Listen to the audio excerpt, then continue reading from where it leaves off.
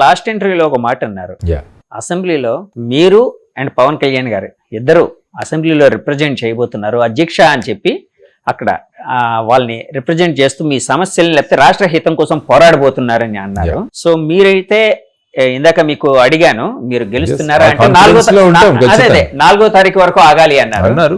Confidence అయితే ఉంటది మాకు, అన్నదే ప్రతి ఒక్కరు చెబుతాం ఫైనల్ గా. ఓకే కాదు అంటే పిఠాపురం ఎలక్షన్ అనేది ఈ మధ్య కంప్లీట్ గా ఒక మన రాష్ట్ర ఫోకసే కాకుండా దేశవ్యాప్తంగా ఒక ఫోకస్ అనేది అక్కడ వచ్చింది సార్. పవన్ కళ్యాణ్ గారు అక్కడ పోటీ చేయడం, అలాగే ఇంటర్నేషనల్ గా కూడా మన తెలుగు వాళ్ళు ఎక్కడున్నా కూడా పిఠాపురం కోసం తెలుసుకుంటున్నారు. ఏ నియోజకవర్గం తెలియకపోయినా పిఠాపురం అనేది తెలుస్తుంది వాళ్ళందరికీ. సో అక్కడ ఫైట్ ఎలా ఉండబోతుంది, పవన్ కళ్యాణ్ గారు గట్టు ఎక్కబోతున్నారు లేదా అంటే దానికోసం ఏమనుకుంటున్నారు మీరు? అంటే ఏంటంటే అక్కడ నేను మళ్ళీ అదే అంటాను, జూన్ 4 వరకు చూడాలి. ఆయన గెలుస్తారన్నది ప్రతి ఒక్కరు కూడా మాట్లాడుకుంటున్న అంశం. ఎందుకంటే ఆయనకున్న ఇమేజ్, ఆయనకున్న ఫాలోయింగ్, ఈసారి ఆయన్ని ఎలాగైనా అసెంబ్లీకి పంపించాలన్న ఓటర్లలో ఆ ప్రాంతంలో ఉన్న వారి తపన, ఇవన్నీ చూసుకుంటుంటే ఆయనకు పాజిటివ్ సైడ్గానే వెళతారని నేను అనుకుంటాను ఖచ్చితంగా. ఆయన ఎందుకంటే 10 సంవత్సరాల రాజకీయ ప్రయాణంలో ఆయన ఉన్నారు కాబట్టి అటువంటి వారు అసెంబ్లీలో ఉండడం కూడా చాలా ముఖ్యం. ఈ మధ్య నేను అక్కడ కొంత సర్వే చేసినప్పుడు అంటే మా ఛానల్ కోసం బైట్స్ కొన్ని తీసుకునేటప్పుడు కొంతమంది అన్నారు ఇక్కడ 1,00,000 ఓట్ల మెజారిటీతో పవన్ కళ్యాణ్ గారు గెలవబోతున్నారని. గెలవచ్చు, ఏముంది అది, I mean you cannot rule out also. కాదు కదా, వాళ్ళ అభిమానాన్ని చెప్పారు, అది జరగాలని కాదు కానీ ఆశ కావచ్చు, వాళ్ళ ఇది కావచ్చు. ఎందుకంటే అక్కడ వంగ గీత గారు కూడా ఆవిడ సీనియర్ పార్లమెంటేరియన్, చాలా సీనియర్ ఆవిడ, మినిస్టర్ గా వాళ్ళు ఎమ్మెల్యేగా ఉన్నారు, తర్వాత ఎంపీగా ఉన్నారు. కాబట్టి వాళ్ళ అందరిలో షీఈ్ నాట్, ఆవిడ కూడా ఒక శక్తే. కాబట్టి అందుకనే ఈ పోటీకి ఒక విశేషమైన ఇంపార్టెన్స్ వచ్చింది, మీరు అన్నట్టు ప్రాముఖ్యత వచ్చింది. కాబట్టి చూద్దాం అందులో ఏ విధంగా ఎవరు వచ్చినా కూడా ఫైనల్ గా రాష్ట్రానికి బాగు చేయాలన్నదే మనం కోరుకుంటాం. సరే అండి, అది కాదంటే కానీ పవన్ కళ్యాణ్ గారు లేదా అనేది మీ ఆలోచన ఏంటి? డెఫినెట్గా ఆయన గెలుస్తారని నేను అనుకుంటున్నాను. గెలవాలి, ఎందుకంటే అనేక విషయాల గురించి సమగ్రమైన ఆయనకు అభిప్రాయాలు ఉన్నాయి. సో ఆయన కూడా ముఖ్యంగా ఏంటంటే రేపు ఏదైనా కూడా సెంట్రల్లో ఇన్ కేసు ఈ ఎన్డీఏ కూటమి వస్తే రాష్ట్రానికి కావాల్సిన విషయాలు వారితో మాట్లాడగలిగే చనువు కూడా ఆయనకుంది. ఓకే, సో అందువల్ల ఏంటంటే రాష్ట్రానికి అది ఉపయోగపడుతుందని నేను అనుకుంటాను. ఎందుకంటే వారు ఏ విధంగా అయితే ఈ సమన్వయం చేశారో 3 పార్టీలది, వారి దగ్గర వారికి ఉన్న చనువు కానీ వారి దగ్గరకు ఉన్న అప్రోచ్ కానీ అదేంటంటే రాష్ట్ర హితువు కోసం ఉపయోగపడుతుందని నేను అనుకుంటాను. కాబట్టి అటువంటి వాళ్ళు అక్కడ ఉంటేనే మంచిది మనకి. సో వాళ్ళు రాష్ట్రానికి ఉపయోగపడేట్టుగా కేంద్రం యొక్క ధోరణి తీసుకురాగలరు. ఆర్ అక్కడ వేరే ప్రభుత్వం వచ్చినా కూడా ఈయనకున్న పర్సనల్ ఇమేజ్, తర్వాత వచ్చేసి వీరికున్న ఒక విశిష్టమైన స్థానంతో వాళ్ళని కూడా ఇన్ఫ్లుయెన్స్ చేయొచ్చు. ఏముంది, అల్టిమేట్గా రాష్ట్రానికి బాగు చేసే వ్యక్తులు అసెంబ్లీలో ఉండాలి అన్నది మనం కోరుకున్నాం. నాట్ దట్ ఇతర వ్యక్తులు రాష్ట్రానికి చేయరని కాదు, కానీ ఆయన 10 సంవత్సరాల రాజకీయ ప్రయాణంలో ఆయన స్టడీ చేసిన సమస్యలు కావచ్చు. ఎందుకంటే ఉద్దానం సమస్యను మొదట వెలుగులోకి తెచ్చింది ఆయనే. ఆ తర్వాత ప్రభుత్వాలు ఏ విధంగా స్పందించాయి అన్నది వేరే విషయం, కానీ ఒక విషయం ఈ విధంగా జరుగుతుందన్నది ఒక పబ్లిక్ డొమైన్లో ఆయన తీసుకొచ్చారు. సో ఆ విధంగా మనం చూసుకుంటూ పోతుంటే ఒక పబ్లిక్లో ఉన్న విషయాలను బయటికి తీసుకొచ్చి ఆయనకు చొరవ ఉంది, ఆ విధమైన ఇంటెన్షన్ కూడా ఉంది. కాబట్టి ఆ విధంగా ఆయన ముందుకు వెళ్ళాలనే కోరుకుంటాం మేము. సార్ కొంతమంది విజ్ఞుల మాటలు కొన్ని విన్నానండి, అంటే వీడియోలు కొన్ని చూసినప్పుడు వాళ్ళు అన్న మాటలు, పవన్ కళ్యాణ్ గారు ఎన్డీఏ కూటమి ఏర్పడడానికి కారణం ఆయనే కాబట్టి మ్యాన్ ఆఫ్ ద మ్యాచ్ ఆయనే అన్నారు. So man of the series Chandrababu గారు ఉండబోతున్నారా, ఇంకెవరైనా ఉండబోతున్నారా, ఎవరు ఉండబోతున్నారు సార్ ఒకవేళ వాళ్ళు గెలిస్తే? నాకేంటంటే man of the series Andhra Pradesh రాష్ట్రం అవ్వాలి. మనం రాష్ట్రం గెలవాలి, వ్యక్తులు గెలవడం కాదు, రాష్ట్రం గెలవాలి, రాష్ట్ర ప్రజలు గెలవాలి అన్నది నేను కోరుకుంటాను. ప్రజలు గెలవాలి, ప్రజలు గెలిస్తేనే ప్రజాస్వామ్యం గెలుస్తుంది అన్నది కాన్సెప్ట్. నేతలు గెలవడం వల్ల ప్రజాస్వామ్యం గెలవదు. ఎప్పుడు కూడా ప్రజలు గెలిపించే నాయకులు, ప్రజలు గెలిపించే ప్రజాసేవకులు గెలవాలి అని నేర్చుకున్నాను. కాబట్టి man of the series is going to be Andhra Pradesh public. Andhra Pradesh యొక్క ప్రజలు మ్యాన్ ఆఫ్ ది సిరీస్ అవ్వాలని నేను ఎప్పుడు కోరుకుంటాను అనమాట. సార్ ఈ మధ్య మీరు ఒక మాట అన్నారని ఒక విశ్లేషణలో విన్నాను, అంటే మీరు అన్నది ఏంటో నాకైతే కరెక్ట్గా తెలీదు, కానీ ఒక విశ్లేషణలో ఒక పెద్ద అనలిస్ట్ ఒక ఆయన ఒక మాట అన్నారు, నిన్ననే చూసాను ఆ వీడియో. అంటే యాక్చువల్గా ఈ పల్నాడు, గురజాల, తిరుపతి ఇలాంటి చోట్ల జరుగుతున్న ఇలాంటి సంఘటనల మీద మీరు గవర్నర్ గారు ఇమ్మీడియట్గా ఒక యాక్షన్ తీసుకోవాలి అని అన్నారని విన్నాను. అంటే దాని అర్థం ఏంటంటే గవర్నర్ పాలన జరగాలేనా ఏంటి? అంటే గవర్నర్ అన్న వ్యక్తి ఆయన తరపున వీళ్ళందరూ కూడా పాలిస్తుంటారు. ఓకే, ముఖ్యమైన యాక్చువల్గా మీరు చూసుకుంటే ఏ జీవో తీసుకున్నా issued by the order and in the name of governor of Andhra Pradesh అని వస్తుంది. అంటే ఈ విధంగా రాష్ట్రంలో సంఘటనలు జరిగినప్పుడు గవర్నర్ అన్న వ్యక్తి ఆయన ఇక్కడికి కేంద్రానికి అనుసంధానంగా ఉంటారు. ఆయన రేపు ఏదైనా రాష్ట్రంలో అవాంఛనీయ సంఘటనలు జరిగినప్పుడు ఒక ఇండిపెండెంట్గా రిపోర్ట్ అక్కడికి పంపించాలి. ఆయన రాష్ట్ర గవర్నర్ గారి యొక్క బాధ్యత. అందువల్లే ఇంకా పరిస్థితులు మన చేతులు దాటిపోయినప్పుడు ఈవెన్ ఎమర్జెన్సీ విధించడానికి కూడా అవకాశం ఉంటుంది. 356 తీసుకుంటే మీరు ఒక ప్రాంతంలో ప్రెసిడెంట్ రూల్ పెట్టచ్చు. ఓకే, ఆర్థిక పరిస్థితి చెడిపోతే 360 ఆర్టికల్ ప్రకారం ఫైనాన్షియల్ ఎమర్జెన్సీ కూడా ప్రకటించవచ్చు. కానీ ఇప్పుడు ఎలక్షన్ కమిషన్ అండర్ లో ఉంది కదండి పాలన అంతా, అంటే కాదు ఎలక్షన్ వరకు అండ్ రిజల్ట్స్ వచ్చే వరకు కూడా అంతే ఉంటుందండి, లేకపోతే ఎలక్షన్ కమిషన్ మొత్తం వాళ్ళ దగ్గర ఉండదు. ఎలక్షన్ ప్రక్రియ అన్నది మాత్రమే ఎలక్షన్ కమిషన్ దగ్గర ఉంటుంది. అది ఇప్పుడు ఎవరినైనా మార్చాలి చెయ్యాలి అన్నా కూడా ముఖ్యమంత్రి మార్చొచ్చు. ఇప్పుడు మార్చుకోవచ్చా అండి? అంటే only with the permission of the election commission. Okay, suppose ఈ ఎస్పీని తీసి ఆ ఎస్పీని వేయాలి అన్నారు అనుకోండి, సపోజ్ రాష్ట్ర ప్రభుత్వం అనుకుంది ఈ పరిస్థితుల్లో, వాళ్ళు ఏం చేస్తారంటే ఎలక్షన్ కమిషన్కు పంపిస్తారు. ఈ విధంగా మా సూచనలు ఉన్నాయి కాబట్టి మార్చండి. కానీ డైరెక్ట్గా ఎలక్షన్ కమిషన్ కూడా ఇప్పుడు మార్చేసింది. ఈరోజు చూస్తే డైరెక్ట్గా ఎలక్షన్, ఎందుకంటే ఎలక్షన్ జరుగుతున్న సందర్భంలో మొత్తం మెషినరీ అంతా కూడా ఎలక్షన్ కమిషన్ డెప్యుటేషన్ మీద ఉంటుంది. Okay, they are all on the deputation of the election commission. కాబట్టి అదంత మాత్రాన ముఖ్యమంత్రి ఏదైనా చేయాలంటే చేయొచ్చు, ప్రొవైడెడ్ ఎలక్షన్ కమిషన్ పర్మిషన్ తీసుకోవాలి. ఇప్పుడు ఫర్ ఎగ్జాంపుల్ సంక్షేమ పథకాల్లో కొన్ని ఇవ్వాలి, 14,000 కోట్లు మళ్ళీ అక్కడ పర్మిషన్ తీసుకున్నారు. తర్వాత పెన్షన్లు ఏ విధంగా డిస్ట్రిబ్యూట్ చేయాలి, దానికి కూడా ఎలక్షన్ కమిషన్ యొక్క పర్మిషన్ తీసుకున్నారు.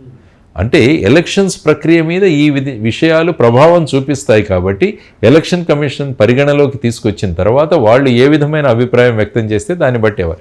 బట్ అడ్మినిస్ట్రేషన్ మొత్తం వాళ్ళ మీద ఇవ్వలేదు కదా మనం. ఓకే, మన అడ్మినిస్ట్రేషన్ మన దగ్గర ఉంటుంది. అంటే ఓన్లీ ట్రాన్స్ఫర్స్ ఇవి చేయాలన్నప్పుడే ఎలక్షన్ కమిషన్కి రెఫర్ చేయాలి. ఇప్పుడు ఎవరైనా ఏదైనా ఇన్సిడెంట్ జరిగితే ఎఫ్ఐఆర్ రిజిస్టర్ చేయాలంటే పోలీస్ స్టేషన్కే వెళ్తారు, మళ్ళీ ఎలక్షన్ కమిషన్కి రెఫర్ చేయరు కదా ఈ ఎఫ్ఐఆర్ రిజిస్టర్ చేయాలా లేదా అన్నది. సపోజ్ ఒక మర్డర్ జరిగింది ఎక్కడైనా, జరిగినప్పుడు పోలీస్ స్టేషన్కి వెళ్తే అక్కడ ఇన్స్పెక్టర్ ఇది చెప్పలేడు, నేను ఉండండి ఒక 10 నిమిషాలు 10 రోజులు ఆగండి, ఎఫ్ఐఆర్ రిజిస్టర్ చేయాలో లేదో నేను ఎలక్షన్ కమిషన్ పర్మిషన్ తీసుకొని చెప్తానంటే that is not correct. Okay, నువ్వు కూర్చున్నప్పుడు నీ విధి విధానాలు ఏవైతే ఉన్నాయో, నీ బాధ్యతలు ఏవైతే ఉన్నాయో జవాబుదారీగా చేయండి. ఏ పొలిటికల్ పార్టీ యొక్క ప్రభావంలోకి రాకుండా మీరు చేయడమే మీ డ్యూటీ. అది ఇప్పుడు వీళ్ళందరినీ ఎందుకు మారుస్తున్నారు, ఎందుకు సస్పెండ్ చేస్తున్నారంటే వీళ్ళ డ్యూటీలో పారదర్శకత లేదు, ఏదో ఒక పక్షానికి కొమ్ము కాస్తున్నారన్న అభిప్రాయానికి వచ్చిన వల్ల వీళ్ళని సస్పెండ్ చేస్తున్నారు. ఇదే విషయం గవర్నమెంట్ కూడా చేయొచ్చు. Only thing is they should tell the election commission, ఎందుకంటే వీళ్ళందరూ కూడా డెప్యుటేషన్లో ఉన్నారు కాబట్టి. సార్ ఇప్పుడు ఎలక్షన్ కమిషన్ డైరెక్ట్గా చర్య తీసుకుంది అని అన్నారు కదండి నిన్నటి సంఘటనలోని. సో దీన్ని ఎలా చూడాలండి? అంతకుముందు వరకు ఎలక్షన్ కమిషన్ సిఎస్ గారికి రిఫర్ చేసేది, అంటే ఒక డెసిషన్ తీసుకున్న తర్వాత వీళ్ళ చూసిన తర్వాత విన్నది ఏంటంటే సిఎస్ డీజీపీని నిన్న పిలిపించి వాళ్ళ రిపోర్ట్ తీసుకుని దాని తర్వాత ఈ చర్యలు తీసుకుని, సో వీళ్ళ సూచనలు బట్టి చేస్తారు. అంటే ఎలక్షన్ కమిషన్ అన్ని విషయాలు ఎలా తెలుస్తాయి? అదే అన్నాను, ఎలక్షన్ కమిషన్ కూడా ఇక్కడ ఉన్న అధికారుల మీదే ఆధారపడి ఉంటుంది. కాబట్టి సిఎస్ని డీజీని రిపోర్ట్ తీసుకురామని చెప్పారు వాళ్ళు. నిన్న ఢిల్లీకి తీసుకువెళ్ళడం, వాళ్ళు ఏ విధమైన సూచనలు ఇచ్చారో దాన్ని బట్టి చేశారు వీళ్ళు. సో అది మనం అనుకోవాలి. సార్ ఇప్పుడు మీరు అంటే ఐపీఎస్గా చేశారు కదండి, అంటే ఆల్మోస్ట్ మీకు కంప్లీట్గా మీదంతా మహారాష్ట్ర కేడర్లో నడిచిందండి. ఆంధ్రాలో ఏమైనా జరిగిందండి? 21 సంవత్సరాలు నేను రెగ్యులర్ పోలీస్, యూనిఫామ్ పోలీస్గా మహారాష్ట్రలో చేశాను. ఓకే, 7 సంవత్సరాలు ఇక్కడ సిబిఐలో చేశాను, ఆంధ్రప్రదేశ్, కర్ణాటక. సరే, యూనిఫామ్ పోలీస్గా ఉండేటప్పుడు అంటే ఎలక్షన్ హియరింగ్లో ఇలాంటి సంఘటనలు ఏమైనా మహారాష్ట్రలో, అంటే ఎలక్షన్ టైంలో మీరు ఎక్కడో దగ్గర పనిచేసి ఉంటారు కదండి, అలాంటి సమయంలో ఇలాంటి సంఘటనలు ఏమైనా జరిగిన సూచనలు ఏమైనా, ఐ మీన్ ఎగ్జాంపుల్స్ ఏమైనా ఉన్నాయండి? ఎలక్షన్ కమిషన్ టైంలో యాక్చువల్గా ఒక ప్రదేశం నుంచి నన్ను ఎలక్షన్స్ రాబోయే తరుణంలో నన్ను ట్రాన్స్ఫర్ చేసింది రూలింగ్ పార్టీ. అక్కడ ఉన్నవాళ్ళు ఎలక్షన్ కమిషన్ నా ట్రాన్స్ఫర్ క్యాన్సిల్ చేసి, నన్ను ట్రాన్స్ఫర్ చేయలేదు, అయిన ట్రాన్స్ఫర్ క్యాన్సిల్ చేసింది ఎలక్షన్ కమిషన్. ఎస్, ఈ ఆఫీసర్ ఇక్కడ ఉండాలి అని చెప్పేసి వాళ్ళు క్యాన్సిల్ చేశారు. నేను నాందేడ్లో పనిచేస్తున్నప్పుడు నాందేడ్ నుంచి అకోలాకి షిఫ్ట్ చేశారు నన్ను, ఎవరు గవర్నమెంట్. కానీ ఎలక్షన్ కమిషన్ ఈ ట్రాన్స్ఫర్ క్యాన్సిల్ చేయాలని చెప్పి నన్ను మళ్ళీ అక్కడికే పెట్టారు వాళ్ళు. సో ఏంటంటే ఎప్పుడు కూడా నిష్పక్షపాతంగా మనం చేయాలి అన్నది నా కాన్సెప్ట్. ఎక్కడున్నా కూడా నిష్పక్షపాతంగా జరగాలి. ఏ పార్టీని కూడా మనం సపోర్ట్ చేయకూడదు. ఫర్ ఎగ్జాంపుల్, ఒక లైవ్ ఎగ్జాంపుల్ నేను చెప్తాను. ఎలక్షన్లు జరుగుతున్నాయి, కోడ్ ఆఫ్ కాండక్ట్ వచ్చింది. నేను ఒక జిల్లాలో నాందేడ్లోనే కలెక్టరు, ఎస్పీ మేమిద్దరం పనిచేసాము. సో అక్కడ శరద్ పవార్ గారు వచ్చారు. అప్పుడు ఓకే, అప్పుడు ఏమన్నారంటే కలెక్టర్ గారు నాకు శరద్ పవార్ గారు బాగా పరిచయము, మనం వెళ్ళి కలుద్దామంటే నేను రానన్నాను. నేను ఎస్పీగా ఉన్నాను అక్కడ. ఎందుకంటే ఇప్పుడు ఎలక్షన్ జరుగుతోంది, ఆయన ఒక పార్టీ యొక్క అధినేత, ఆయన్ని వెళ్ళి మనం కలవాల్సిన అవసరం లేదు. ఎందుకంటే ఎలక్షన్స్ జరుగుతున్నప్పుడు మనం విడిగా కావాలంటే మీకు తెలిసింటే మీరు వెళ్ళి కలవండి, there is no problem. But elections జరుగుతున్నప్పుడు మీరు వెళ్ళి కలవకండి అని నేను ఆయనకి చెప్పాను. ఆయన కూడా వినకుండా ఆయన వెళ్ళి కలిశాడు. కలిసి మళ్ళీ సాయంత్రం నాకు ఫోన్ చేశాడు, మీ ఆఫీస్కి రావాలి నేను అన్నాడు. రండి అన్నాను. వచ్చి ఇద్దరం కూర్చున్నాం, మాట్లాడుతున్నాం, న్యూస్ పెడితే నాందేడ్ కలెక్టర్ ఈజ్ ట్రాన్స్ఫర్డ్. నా ఎదురుగా నేను అదే చెప్పాను ఆయనకు, మీకు ఉదయమే చెప్పాను నేను, ఇలా వెళ్ళకండి. ఎందుకంటే ఇదంతా కూడా మనం ఏ పార్టీకి మనం సపోర్ట్ చేస్తున్నామని ఎక్కడ కూడా మీకు ఆ విధమైన చిన్న హింట్ కూడా మీరు రాకూడదు, ఆ విధమైన ప్రవర్తన కూడా మనలో ఉండకూడదు. మనం ఎందుకంటే బ్యూరోక్రసీలో ఉన్నప్పుడు అన్ని పార్టీలు మనకు సమానమే, చట్టం మనకు ఇంపార్టెంట్. ఎవరు తప్పు చేసినా కూడా మనం దాన్ని ఇంప్లిమెంట్ చేయాలి. ఇదే శరద్ పవార్ గారు అక్కడ గురుద్వారాకు వచ్చి, మహారాష్ట్రలో నాందేడ్లో పెద్ద గురుద్వారా ఉంది, పంజాబ్ గురుద్వారా, ఈ స్వర్ణ మందిరం తర్వాత ఇంపార్టెంట్ గురుద్వారా సిక్కులందరికీ కూడా నాందేడ్లో ఉంటుంది.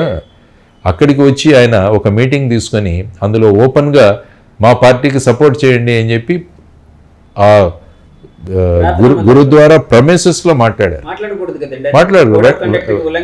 వెంటనే ఆయన మీద కేసు బుక్ చేశాం మేము. Yes, we booked a case against him. అప్పుడు అన్నారు ఇదేంటి అంటే చట్టం చూపించాను. Religious places misuse prevention act అని 1988లో చేసిన యాక్ట్ అది. ఆ యాక్ట్ చేసాం. ఏ మందిరాల్లో కానీ ఏ విధమైన ధార్మిక స్థలాల్లో కానీ ఎటువంటి రాజకీయ ప్రయోజనాలకి ఉపయోగించకూడదని ఆ చట్టంలో బుక్ చేసాం కేసు. అంటే చట్టం తన పని చేసుకుంటూ పోవాలన్నదే మా కాన్సెప్ట్ ఎప్పుడు కూడా. వాళ్ళు ఎవరైనా అవ్వచ్చు, రూలింగ్ పార్టీ కావచ్చు, అపోజిషన్ కావచ్చు, ఎవరైనా కావచ్చు, బట్ చట్టం చేసుకుని పోతే అప్పుడు ఏమవుతుందంటే ప్రజల్లో విశ్వాసం పెరుగుతుంది. సో ఆ విధంగా చేయాల్సిన బాధ్యత మన మీద ఉంది అంటున్నా. కాబట్టి ఇటువంటి సంఘటనలు ఎప్పుడు కూడా ఎదురవ్వలేదు. ఎప్పుడు కూడా ఇంటెలిజెన్స్ కలెక్ట్ చేసుకుని ఎవరు మిస్చీఫ్ మేకర్ అని చెప్పేసి వాళ్ళ మీద ప్రివెంటివ్ యాక్షన్ చేస్తూ ఇవన్నీ కూడా తీసుకొచ్చాం. ఎప్పుడు కూడా పోల్ వైలెన్స్ అన్నది ఎక్కడా కూడా నేను చేస్తున్నాను. ఎందుకంటే గడ్చిరోలీలో నేను పనిచేశాను ఎస్పీగా, నక్సల్ ప్రాంతంలో. ఆ ప్రాంతంలో నక్సలైట్లు ఎలక్షన్ బాయ్కాట్ చేయాలని కాల్ ఇచ్చారు. మేము ఎలక్షన్ కమిషన్కి చెప్పి ఓటు యొక్క ప్రాధాన్యత ఏంటంటే ఆపరేషన్ విశ్వాసాన్ని మేము ఒకటి మొదలుపెట్టాం. మా పోలీసులు ప్రతి గ్రామానికి వెళ్ళి ప్రజలలో మీ ఓటు యొక్క ప్రభావం ఏంటి, ఏ పార్టీకి ఏమని మేము ఎప్పుడు మాట్లాడలేదు. విశ్వాసం కల్పించి వీఆర్ దేర్ ఆపరేషన్ విశ్వాస్. ఎందుకంటే నక్సలైట్లు ఈ ఎలక్షన్ను బాయ్కాట్ చేయమని చెప్తే మీరు విశ్వాసంతో మీరు వేయండి, మేమున్నాం మీతో పాటు అని చెప్పి ఆ సంవత్సరం అత్యధిక ఓటింగ్ పడింది Gadchiroli district in spite of boycott call. అంటే ప్రజాస్వామ్య పరిరక్షణ అన్నది మన ముఖ్యమైన ఉద్దేశం. ఎందుకంటే ఒక అసాంఘిక శక్తులు వచ్చి మీరు ఓటు వేయొద్దని చెబుతుంటే ప్రజలలో విశ్వాసాన్ని కల్పించాల్సిన బాధ్యత బ్యూరోక్రసీది. ఆ విధంగా చేశాం. ఎక్కడ వెళ్ళినా కూడా మోడల్ కోడ్ ఆఫ్ కండక్ట్ అన్నది ప్రతి చోట కూడా ఇంప్లిమెంట్ అయ్యేటట్టు అక్కడ ఒక విధి విధానాలే చేశాను. ఈసారి ఇక్కడ మన చీఫ్ ఎలక్టరల్ ఆఫీసర్ గారు కూడా అది పంపించాను. నేను మహారాష్ట్రలో ఒక బుక్లెట్ తయారు చేశాను. అంటే ఏమవుతుందంటే సాధారణంగా ఒక ప్రాంతంలో కొంతమంది అధికారులు ఒక రకంగా దాన్ని భావిస్తారు, ఇంకొక ప్రాంతంలో యూనిఫామిటీ ఉండదు. కాబట్టి మొత్తం రాష్ట్రం అంతా కూడా ఏదైనా ఒక వైలేషన్ జరిగితే రాష్ట్రంలో ఎక్కడ జరిగినా కూడా అవే సెక్షన్లు అప్లై చేయాలి. ఆ విధంగా యూనిఫామిటీ రావాలని ఒక చిన్న బుక్లెట్ కూడా తయారు చేశాను, how to implement model code of conduct. అది ముఖేష్ కుమార్ మీనా గారికి కూడా ఇచ్చాను నేను. ఇక్కడ ఇలాంటిది ఒకటి మీరు తీసుకురండి. సో దట్ ఏంటంటే రాష్ట్ర వ్యాప్తంగా రాజకీయ నాయకులు ఎక్కడైనా ఏదైనా మోడల్ కోడ్ ఆఫ్ యాక్ట్ సంబంధించి ఏదైనా తప్పు చేస్తే దానికి చేసే చర్యలు ఏవైతే ఉన్నాయో అవన్నీ కూడా సిమిలర్గా ఉంటాయి. లేకుంటే ఒక రాష్ట్రం ఒక జిల్లాలో ఒక రకంగా ఇంకొక జిల్లాలో ఇంకో రకంగా చేస్తే ఏమవుతుందంటే ఏ రాజకీయ నాయకులు కంప్లైంట్ చేస్తారు, ఈ ఎస్పీ చూడండి వీరు ఈ పార్టీ కొమ్ము కాస్తున్నారు, ఈ పక్షం చేసినా కూడా ఏం చేయలేదు, మరి ఈ జిల్లాకు వచ్చేసరికి ఈ విధంగా యాక్షన్ తీసుకున్నారు అనకుండా యూనిఫామిటీగా రావాలన్నది అక్కడ మేము చేసుకున్నది. నా బుక్లెట్ అక్కడ మహారాష్ట్రలో చాలా ఫేమస్, మొత్తం అన్ని డిస్ట్రిక్ట్స్కి సర్క్యులేట్ అయింది.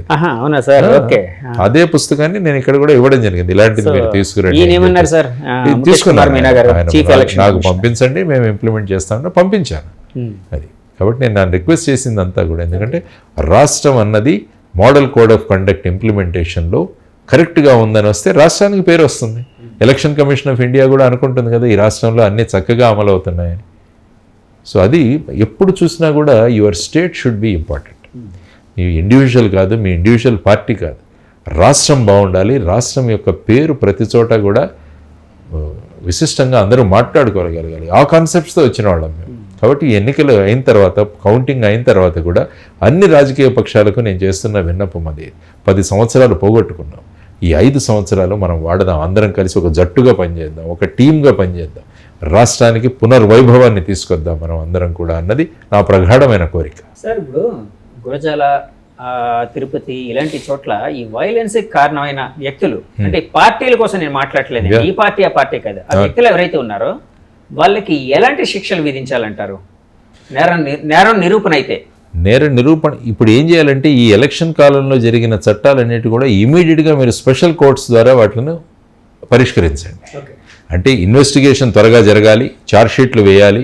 ఆ తర్వాత ఎలక్షన్ టైంలో జరిగిన అఫెన్సెస్ అన్నిటికీ కూడా స్పెషల్ కోర్టు పెట్టి అవిదే చేసి ఒక 6 నెలల్లో ఎవరైతే నిందితులు ఉన్నారో వాళ్ళందరికీ కూడా శిక్షలు పడాలి. అప్పుడు ఏమవుతుందంటే ఒక భయం వస్తుంది. లేకుంటే మళ్ళీ మామూలే ఎఫ్ఐఆర్, మామూలే ఛార్జ్షీటు, మళ్ళీ 10-15 సంవత్సరాల తర్వాత ఈ కేసు వస్తుందంటే మళ్ళీ ఇందులో 3 ఎలక్షన్లు అయిపోతాయి. కాబట్టి ఏమొస్తుంది, ఈ ఎలక్షన్లో చేసాము ఏమీ కాలేదు అన్న ధోరణి వస్తుంది. కాబట్టి ఎప్పుడైనా ఒక ప్రాబ్లం ఉంటే, ఫర్ ఎగ్జాంపుల్ ఎక్కడైనా ఒక క్యాన్సర్ ఎలిమెంట్ ఉంటే మన శస్త్రక్రియతో క్యాన్సర్ ఎలిమెంట్ని తీసేయాలి.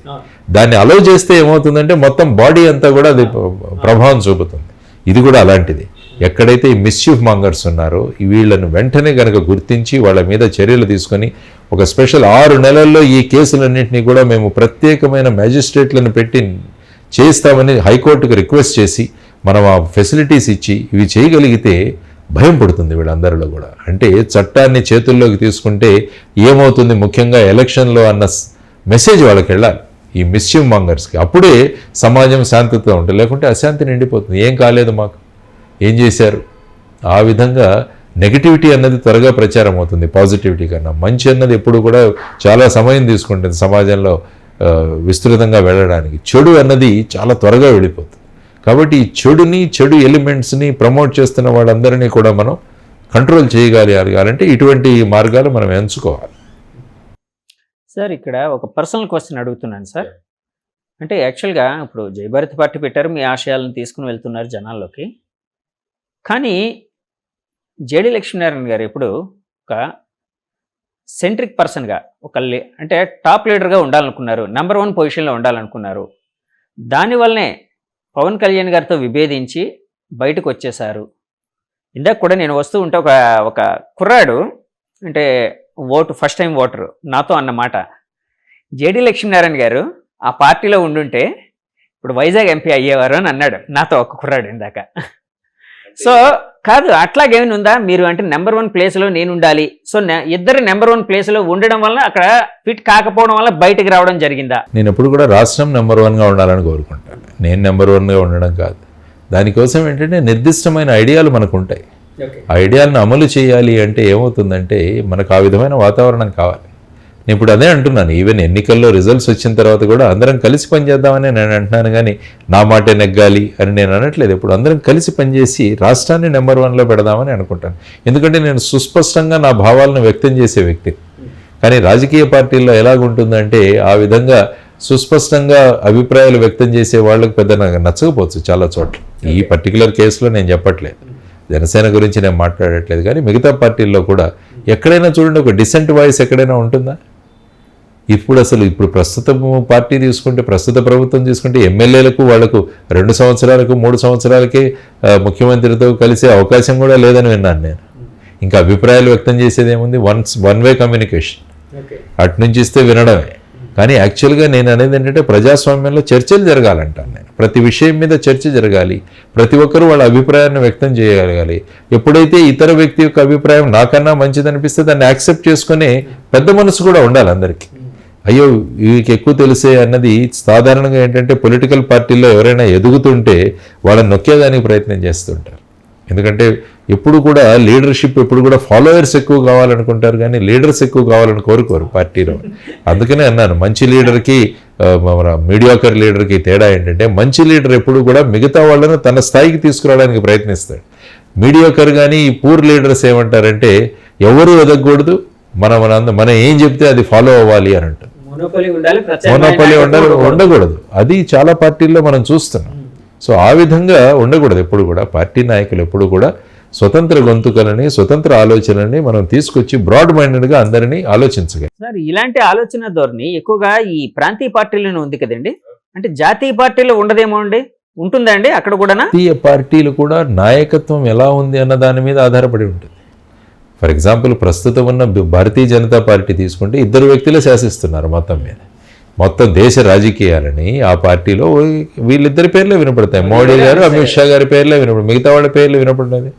అదే మీరు ఇక్కడ చూసుకుంటే కాంగ్రెస్లో చూసుకుంటే కొంతమంది లీడర్స్ కనపడతారు.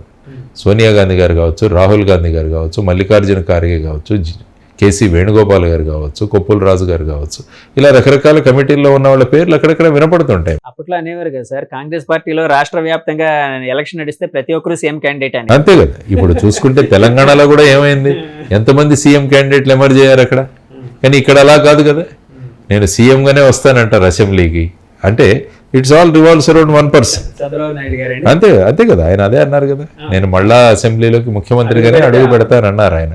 అంటే ఏమవుతుందంటే ఒక వ్యక్తి మీద నడుస్తుంది, ఇంకొక వేరే ఆల్టర్నేటివ్ విశ్వాసంగా వాళ్ళ అవతల వాళ్ళు భావిస్తారేమో. అంటే ఏమవుతుందంటే బేసిక్గా ఏంటంటే మనం అన్ని కూడా 1 మ్యాన్ చుట్టూ తిరిగే పార్టీలు ఇవన్నీ కూడా. అంటే ఆ వ్యక్తి ఏం చెప్తారు, వ్యక్తి పూజ అన్నది. అందుకనే డాక్టర్ బాబాసాహెబ్ అంబేద్కర్ గారు అప్పుడు చెప్పిన విషయం, వ్యక్తి పూజ రాజకీయాల్లోకి వస్తే అది నిరంకుశ తత్వానికి దారి తీస్తుంది అన్నది మనం గమనించాలి. దాని నుంచి చాలా జాగ్రత్తగా ఉండాలన్నారు ఆయన.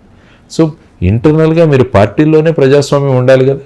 ప్రజాస్వామ్యం అంటే అందరూ కలిసి చర్చించే విధంగా ఉండాలి కదా. సో ఆ విధంగా ఆ కుర్రవాడు అడిగిన ప్రశ్నకు నేను ఆ పార్టీ గురించి నేను మాట్లాడలేదు, కానీ ఇన్ జనరల్ పార్టీల గురించి మాట్లాడుతున్నాను. నేను ఎందుకు బయటకు వచ్చేసాను అన్నది కూడా నేను స్పష్టంగా ఇంతకుముందే చెప్పాను. మనం ఫుల్ ఫ్లెడ్జ్డ్గా మనం వెళ్ళాలన్న కాన్సెప్ట్తో ఉండేవాడిని నేను అప్పుడు అక్కడ. సో అక్కడ ఆ వాతావరణం లేకపోవడం వల్ల బయటకు వచ్చారు, అంతే కదండి. ఆయన అటు వెళ్తాను అన్నారు, ఇటు చేయడం అది కష్టం అవుతుంది, మనం పార్టీ బలోపేతం అవుదేమో అనుకున్నాను. సార్ ఇప్పుడు జెన్యున్గా చెప్పండి, ఆయన పవన్ కళ్యాణ్ గారు ఈ ఎలక్షన్లో తనకంటూ ఒక ముద్ర వేసుకున్నారు అని అనుకుంటున్నారా, భావించచ్చా అండి? వాళ్ళ ఓట్ షేరింగ్ పెరిగే అవకాశం ఉందని భావించచ్చా సార్? ఆయన ప్రస్తుతం ఉన్న పరిస్థితుల్లో ఇంకా ఇదే బెస్ట్ ఆప్షన్ అన్నట్టుగా ఆయన నిర్ణయించుకున్నారు. అంటే ప్రస్తుతం ఉన్న రాజకీయ దీంట్లో అలయన్స్ లో కలవడము, కొన్ని సీట్లు తీసుకోవడము, ఆ తర్వాత పార్టీని ఒక ఎందుకంటే 10 సంవత్సరాలైనా కూడా ఒక రిప్రజెంటేషన్ లేదన్నది ఆయన చెప్పారు. ఆయన అదే అన్నారు, మీరు ఇంతమంది వస్తారు కానీ మమ్మల్ని ఎవరిని ఎన్నుకోవట్లేదని కూడా అన్నారు ఆయన. సో ఆ విధంగా ఒక రిప్రజెంటేషను పార్టీలో 10 సంవత్సరాలుగా పనిచేస్తున్న వాళ్ళకి ఒక సుస్థిరమైన స్థానాన్ని కల్పించడం, సో పార్టీని ఆ విధంగా ముందుకు తీసుకోవడం అన్నది, తర్వాత ఈ 3 పార్టీలు కలవాలన్నది కూడా ఆయన ధోరణి బట్టి ఆయన చేశారు. కాబట్టి రాజకీయాల్లో ఎప్పుడు కూడా స్ట్రాటజీ, కొత్త వ్యూహాలు ఇవన్నీ కూడా వేసుకుంటూ ఆయన వెళ్తారు. కాబట్టి ఆయన ఈసారి ఈ విధమైన వ్యూహం వేసుకుని ఆయన ముందుకు వెళ్తున్నారు. కాదు సార్, నేను అనేది ఈసారి ఓట్ షేరింగ్ పెరిగే అవకాశం ఉందని మీరు భావిస్తున్నారా వాళ్ళకి, ప్రత్యేకంగా జనసేన పార్టీకి? ఎందుకంటే జనసేన ఓన్లీ 21 సీట్లలోనే పోటీ చేస్తాం. కాబట్టి ఏంటంటే ఈ ఓట్ కన్సాలిడేషన్ కోసం తర్వాత మిగతా పార్టీలతో పొత్తు పెట్టుకోవడం వల్ల ఆటోమేటిక్గా ఈ ఓట్ షేరింగ్ అన్నది జరగాలి.